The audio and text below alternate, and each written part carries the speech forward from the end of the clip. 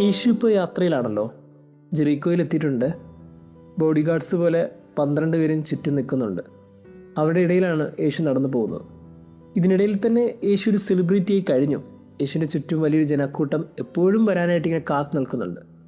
ഇങ്ങനൊരു സെലിബ്രിറ്റിയെ പോലെ യേശു പോകുമ്പോൾ യേശുവിനേക്കാളും കുറച്ചും കൂടെ സെലിബ്രിറ്റി ആകാൻ ആഗ്രഹിക്കുന്നത് ചുറ്റുമുള്ളവരാണല്ലോ. അതുകൊണ്ട് യേശുവിൻ്റെ അടുത്ത് ആര് വരണം, ആര് വരരുത്, ആര് യേശുവിനെ തുടരണം, ആര് തുടരുത് എന്ന് തീരുമാനിക്കാനുള്ളൊരു ടെൻഡൻസി നന്നായിട്ട് ശിഷ്യന്മാർക്കുണ്ട്. അവർ കുറച്ചും കൂടി ഇപ്പോൾ അധികാരമൊക്കെ ആഗ്രഹിച്ച് നിൽക്കുകയാണ്. ഈ സമയത്താണ് ബർത്തിമീസ് എന്നൊരു അന്ധൻ നിലവിളിച്ചത്. അയാളുടെ നിലവിളി കർത്താവെ കനിയണമേ എന്നുള്ളതാണ്. അയാൾക്ക് യേശുവിനെക്കുറിച്ച് ഒത്തിരി കേട്ടിട്ടുണ്ട്. പക്ഷേ ഈ ബോഡി ഗാർഡ്സ് എല്ലാം കൂടി പെട്ടെന്ന് മിണ്ടായിരിക്കാൻ പറഞ്ഞു. കാരണം അങ്ങനെ വിളിക്കാൻ പാടില്ല, സെലിബ്രിറ്റിയാണ്. ഇങ്ങനെ യേശു സെലിബ്രിറ്റി ആയിട്ട് പോകുമ്പോൾ അങ്ങനെ നിലവിളിച്ച് യേശുവിനെ ശല്യപ്പെടുത്താൻ പാടില്ല. ഇത് കേട്ടതും വീണ്ടും അയാൾ നിലവിളിച്ചു. അതാണ് ഗോസ്പലിൻ്റെ ഒരു പ്രത്യേകത.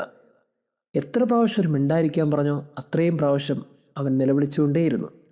ആ സമയത്ത് യേശു തിരിഞ്ഞു നോക്കിയിട്ട് ചോദിച്ചു, എന്താ കാര്യം, ഞാൻ എന്താ നിനക്ക് ചെയ്തു തരേണ്ടേ? അവൻ പറഞ്ഞ്, കാഴ്ച വേണം. യേശു പറഞ്ഞു, നിൻ്റെ വിശ്വാസം പോലെ നടക്കട്ടെ. ഒന്ന് ആലോചിച്ച് നോക്കിയേ, യേശു സെലിബ്രിറ്റി ആകാൻ ആഗ്രഹിച്ച ആളല്ല.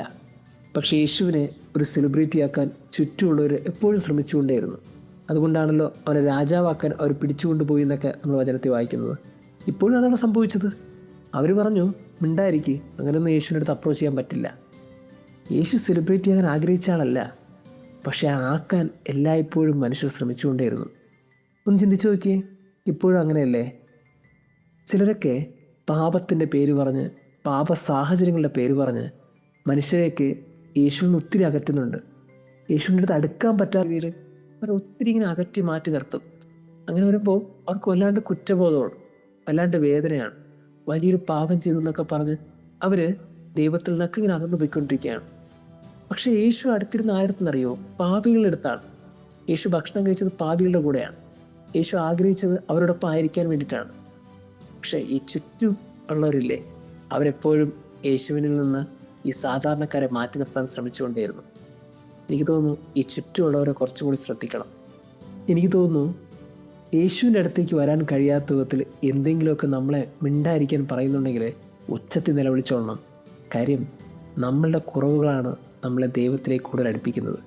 ഒരുവന് കാഴ്ചയുടെ കുറവാണ്, ഒരുവന് പുണ്യത്തിൻ്റെ കുറവാണ്, ഒരുവന് നന്മയുടെ കുറവാണ്, ഒരുവന് ക്രിസ്തുവിൽ നിന്ന് പോലും അകലുന്നതിൻ്റെ കുറവാണ്. ഈ കുറവുകളാണ് നമ്മളെയൊക്കെ ക്രിസ്തുവിലേക്ക് കൂടുതൽ അടുപ്പിക്കുന്നത്. ബോഡി ഗാർഡ്സ് അല്ല അടുപ്പിക്കേണ്ടത്. ദൈവം നമ്മെ അനുഗ്രഹിക്കട്ടെ.